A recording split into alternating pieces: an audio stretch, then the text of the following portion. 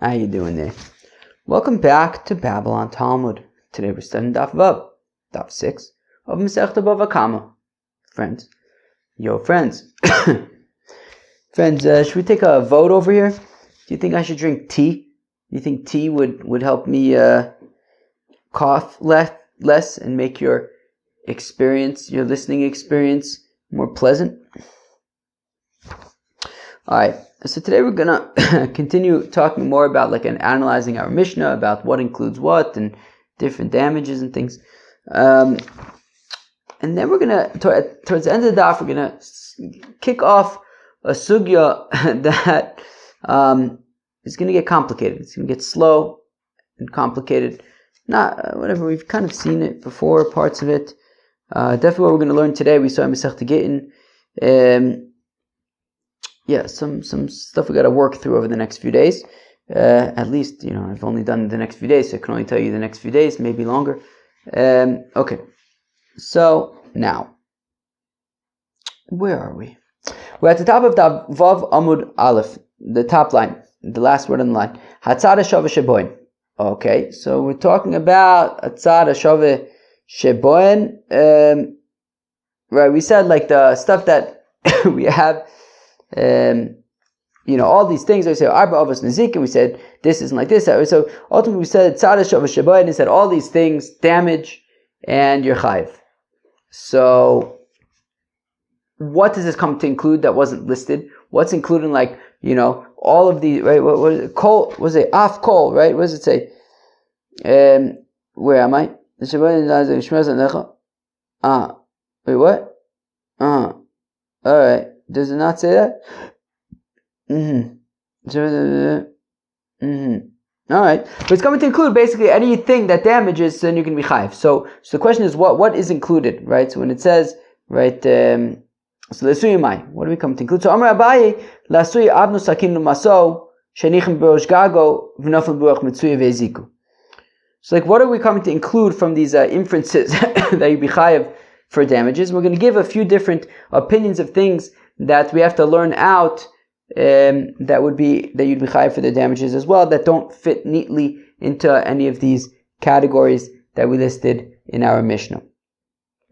So it says Abai. So again, lasuyi mai. Amar Abai says Abai lasuyi avnu sakinu masof. If you have a stone or a knife or a burden, shenichon b'rosh gago, and you put it on top of your roof, v'naflu buruach mitzuya, comes a wind and blows, and down falls the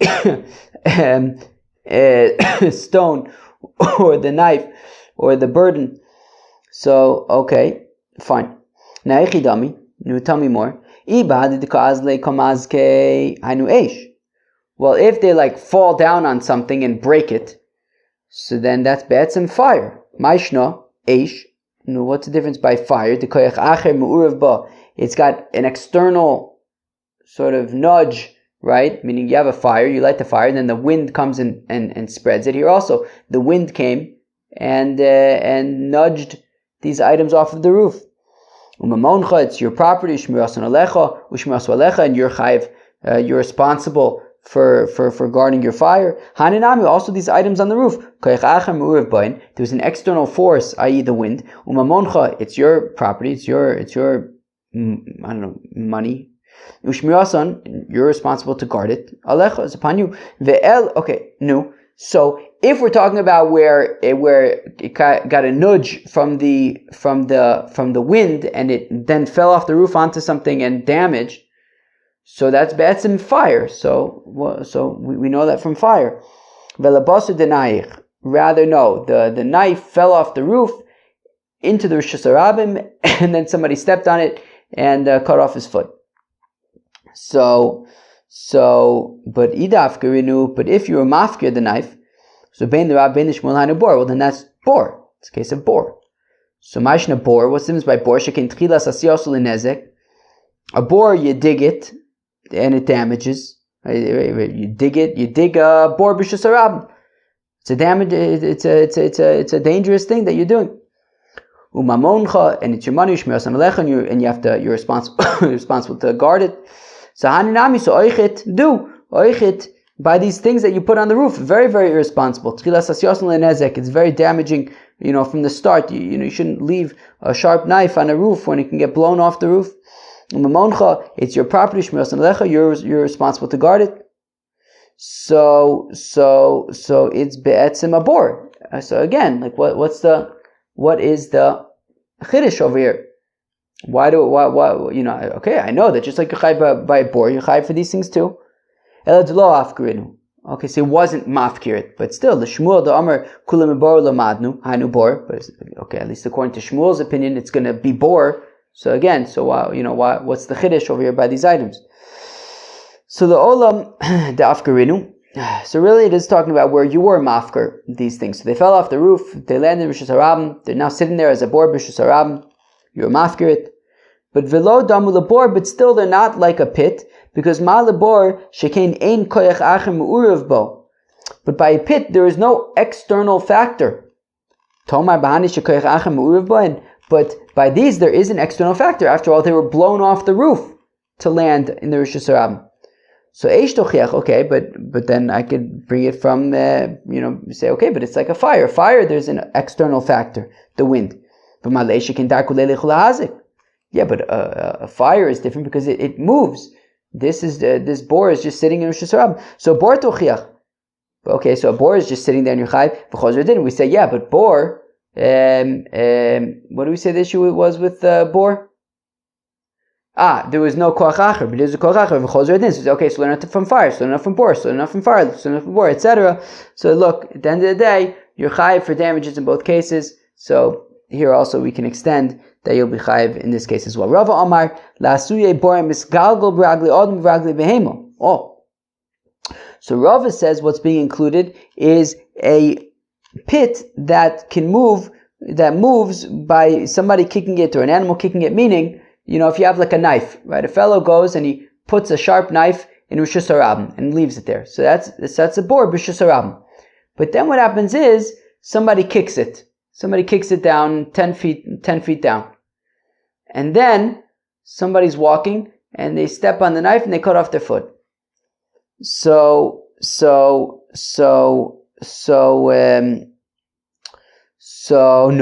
interesting situation. On the one hand, you put it there.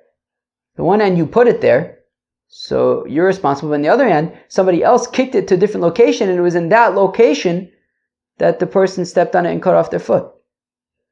So I don't know. Maybe you could say, look, what you did, you put it in one place. Nobody got hurt where you put it. Somebody got hurt in some place where somebody else kicked it. So idafkarinu. So now, if he was mafkir the knife, so bein l'rab bein l'shmuel hanu bor. So still bein l'rab bein l'shmuel, that's just going to be a bor b'Rishus Harabim, because ma'ishna bor shekein tchilas asios l'nezik shmiyosim lecho. That a pit was at the beginning, it was from the get-go, it was irresponsible, it was dangerous, and you're responsible to guard it. So here also here also from the get-go, it was very irresponsible to just leave a sharp knife in the Rishus Harabim.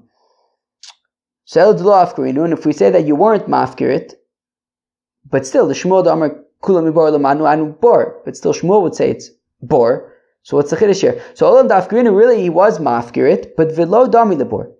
But this isn't our case over here. Is not exactly like a classic pit, because ma lebor shekein ma'asav garmulo tamar b'hani she'ein ma'asav garmulo. But the thing is, by a pit, it's your action that ended up causing the damage, right? Meaning you dug a pit, an animal fell into the pit. It fell into your doing. Over here, it's not exactly your doing. Sure, you did something dangerous and irresponsible. You put a knife in Rishus Harabim. But ultimately, the damage happened after it was moved by somebody else to a different location. And the damage happened in a different location, not exactly what you did. You left it in one place, but the damage happened in a different place. So shor yochiach. Okay, fine. So learn it out from a ox. Right? That it's not your exact actions that's doing it, it's your animals doing it.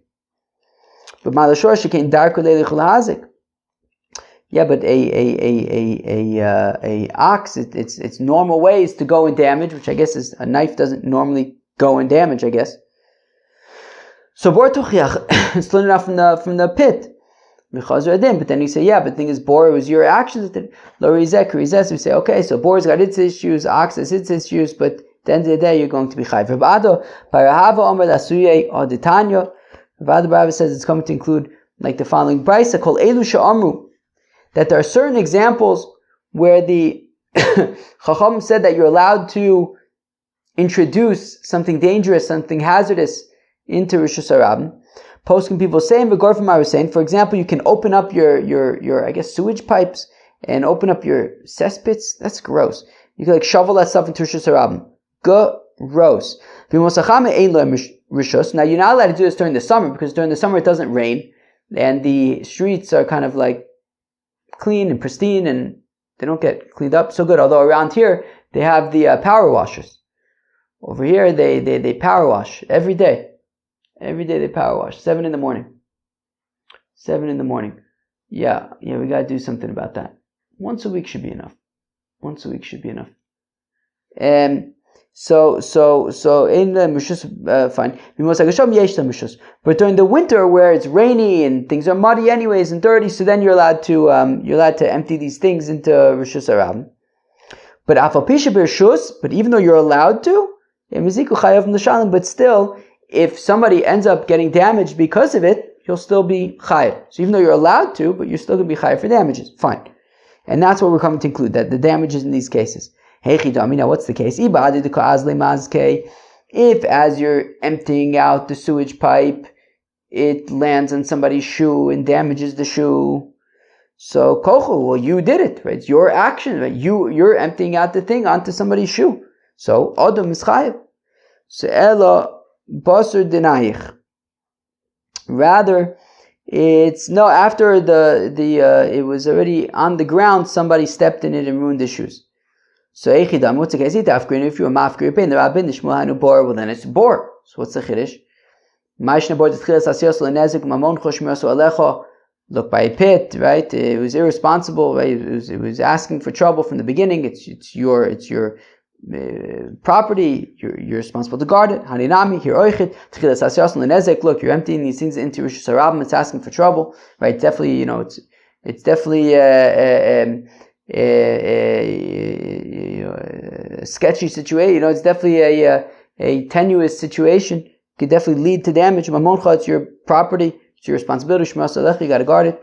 Okay, if he wasn't mafkir, the Shmuel da'amar kulam yivar lamanu anu bor, but still, at least according to Shmuel, it's bor. So again, like, we already know that you'd be chayiv because of bor. But lolam dafkarinu, no, so you were mafkir, but velo dami the bor. It's not exactly like bor, because ma'ale bor, shkein chelo birshus. You don't have permission to dig a pit in Rishus Harabim. But over here, we said the Chacham said you're allowed to do these things. You're still responsible, but you're allowed to do it. So therefore, it's not exactly like a pit where you're not allowed to dig a pit in Rishus Harabim. But shor yuchiach, okay, but learn out from shor. Right? So say it's like a shor. That a shor, you're allowed to go with your ox into Rishus Harabim. That's fine, but you still chai for damages. But malashosh can darko le'lechlazik. Yeah, but a shor goes and damages. Here, the thing doesn't. This collection of whatever you're emptying out of there doesn't necessarily go and damage.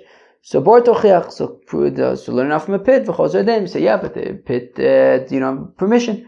So we say, look, at the end of the day, we kind of learn it out from the combination of both. Ravina Amar says, Ravina lasui odetanan. It's coming to include the following Mishnah: Kosel va'ilon shenaflu l'Rishus Harabim ve'ziku potter. If a wall or a tree falls into Rishus Harabim and causes damage, potter milashalim. So the person who owns the tree or the wall are potter for that. But if they realized, I don't know, the people, I guess, the local committee realized that this was a dangerous wall or a dangerous tree, and they said, look, you got 30 days, however long they gave him to cut down the tree because it's dangerous, or to knock down the wall. So again, and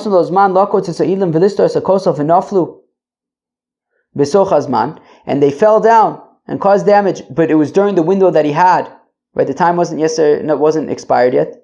When they caused damage, potter. But if it's after the time, so then you're going to be chayiv. So if they gave him 30 days to dismantle the wall because it's dangerous, and it was 30 days and he hasn't dismantled it, then he's chayiv. Hey Chidami, tell me more. If he was mafkir the kosel, the wall or the tree, well then that's just bor. Of course you can be chayiv. So mashna bor the zeko matzui by a pit. It's kind of a it's liable to cause damage. It's a bor b'shus harabim, and it's your responsibility. Haninami hezekon matzui. Here also they're liable to cause damage, right? They're dangerous walls or trees. And you're responsible. And if you weren't mafkrit, and the Shmuel damar kula mibor lamanu anu bor, but still at least according to Shmuel it's bor. So la'olam dafkarinu, really you were mafkrit, but v'lo dami lebor. It's not exactly like bor. Malabor shkein tchilas asiyasul nezek. When you dig a pit, you dig it milichatchila. It's something that's already going to cause damage. But over here by the wall, you built it as a wall. You didn't. Right? A bor b'shus harabim is asking for trouble. A wall is a wall. It ended up, I guess, becoming a dangerous wall, but that wasn't how it started out. So shor yochiach. Okay, so if I'm sure where it's not, it's just an ox. It's not anything dangerous. Yeah, but a shore goes and it damages. Okay, so enough from a pit. So yeah, but pit has its issues. So okay, we learn enough from. We learn now. Lori Zek, we learn now damages, and you're going to be chayiv. Wow, okay, that was like a shtickle kind of marathon, just like working through those things that are included. Okay, and now we get, no, so not yet, we have this little shtickle, and then we get into the next sugya. She'ezik chav hamazik, and when they damage, then the damager is chayiv, so it says chav hamazik, instead of chayiv hamazik. So chav hamazik, chayiv hamazik mibayde. Why did it say chav? Shouldn't it say chayiv? So Amar Yehuda, Amar Rab, Hai Tana, Yerushalmihu, Titani Lishna Klila. Look, the Tana of this Mishnah was a Yerushalmi. I live in Yerushalayim. I wouldn't consider myself a Yerushalmi. The Yismach Moshe, the synagogue across the way, I would say they're Yerushalmis. I don't know that I would consider myself a Yerushalmi. But Yerushalmi is a type, the Charif, the Chazak. So the Yerushalmis, they kind of write things in very direct. So it didn't say chayiv, it says chov. It's more direct, I guess. But less syllables. Okay, very, very good. The Yerushalmi, they're very simple. Yerushalmi is like simple and to the point. Very. It's a good thing to be Yerushalmi. It's a good thing. So now we get to the sugya. What we're going to see today, I believe we already saw Masechta Gittin. But we're going to open up some challenging sugyas for the next few days. But again, tomorrow's daf I think is going to be challenging. The day after that is like, it's a sugya. It's a sugya. You gotta. It's one of those like Gittin sugyas, Gittin. We got into some kind of stuff that we had to work through. Got to work through it, kind of. Edis, Ziboris, Benonis, who pays what? But anyways, okay, here we go. So now.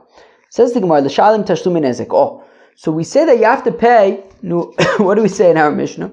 We said, if the damager wants to pay with property, he's got to pay from the spitz, from the best stuff. Okay. So what does the pasuk say? Pasuk says, "Kivar." I'm reading the pasuk. Kivar ish sadeh ocherem v'shilach is be'iru vir b'steach. Right? Is his animal eats, uses a regel or shane, and it causes damage. Right? It eats or it tramples on stuff. Meitav sadeh meitav kam yishalim. So he's got to pay with edis, with the best stuff. So meaning so Ruvain's shore ate up some of Shimon's property.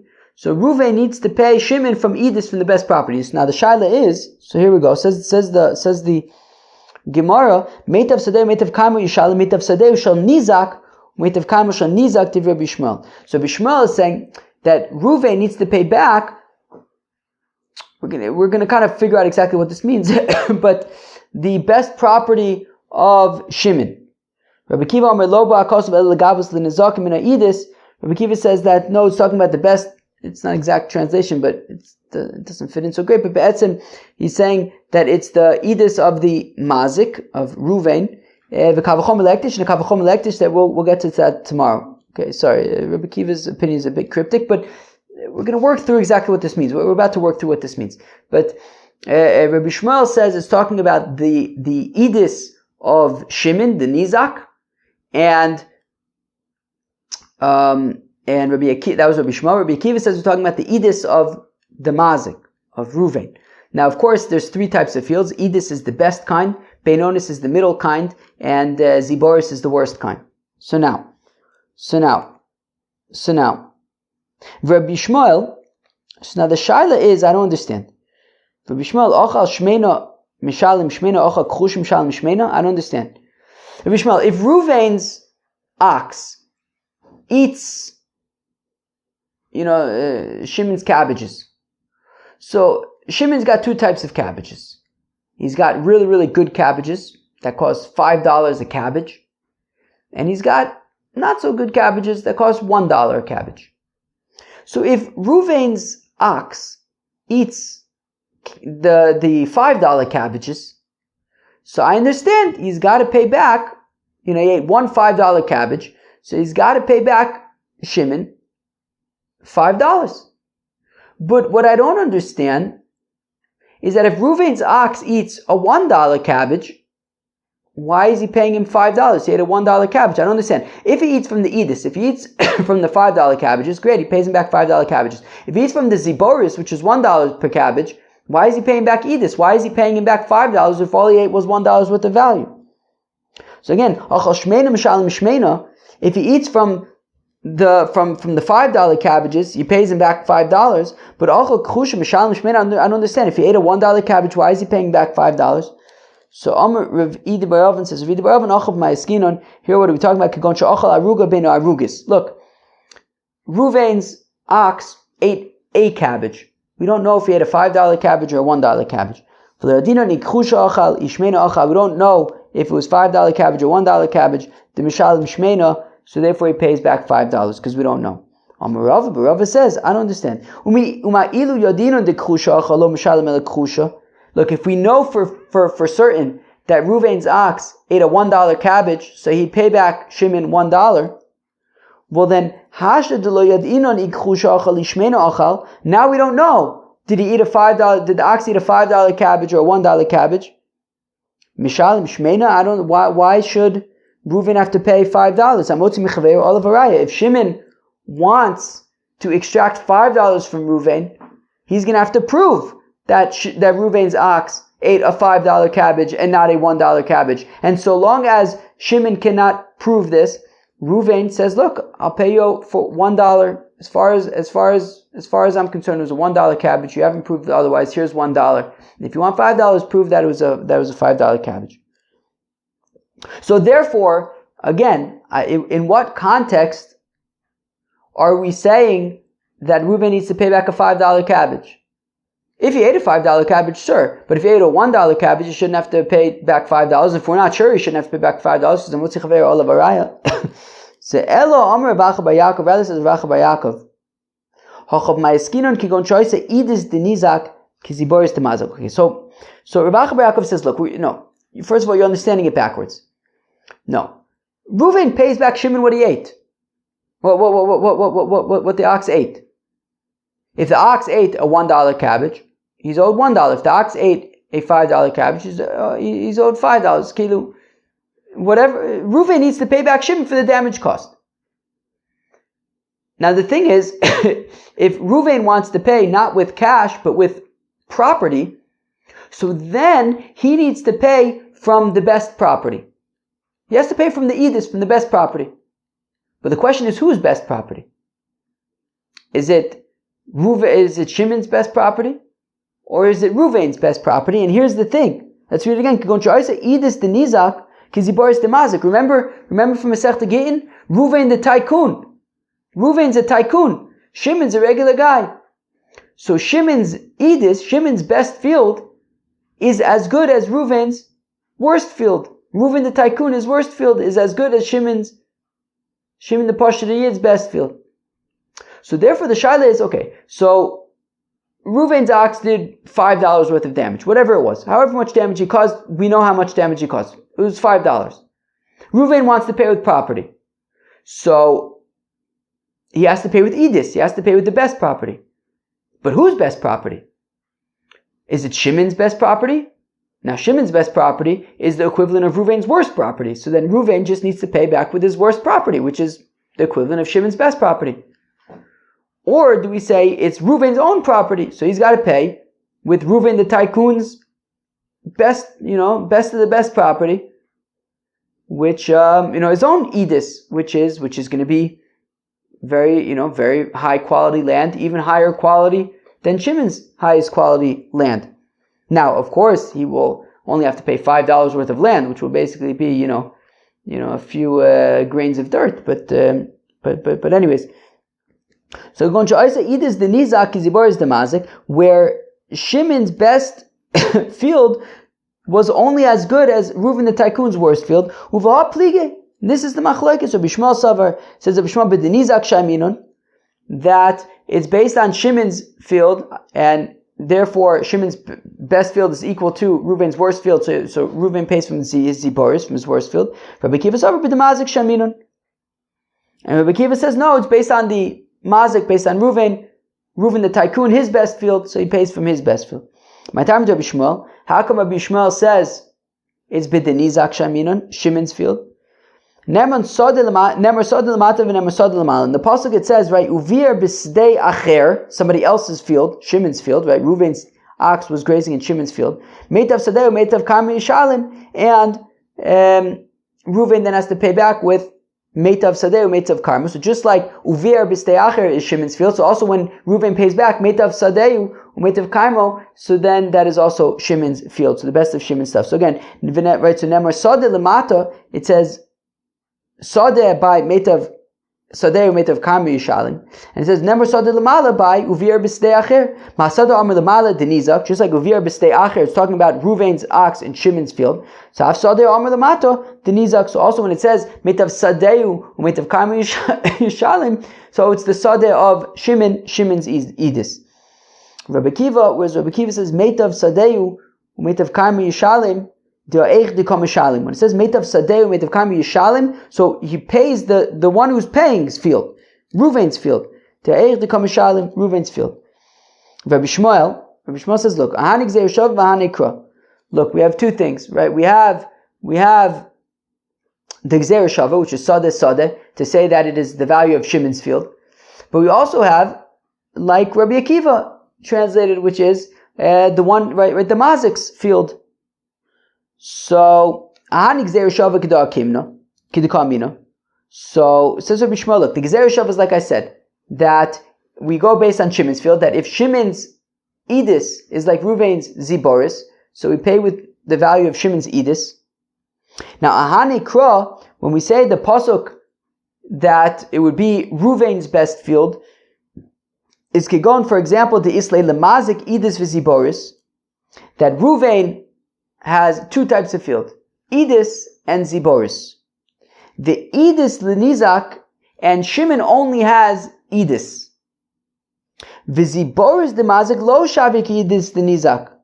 Now the thing is, Shimon's edis, Shimon's field, is basically somewhere in the middle between Reuven's edis and Shimon's ziboris. No, Reuven's edis and Reuven's ziboris. Again, Shimon has a field, and Shimon's field is somewhere in between Reuven's edis and his ziboris. So the question is, do you round up or do you round down?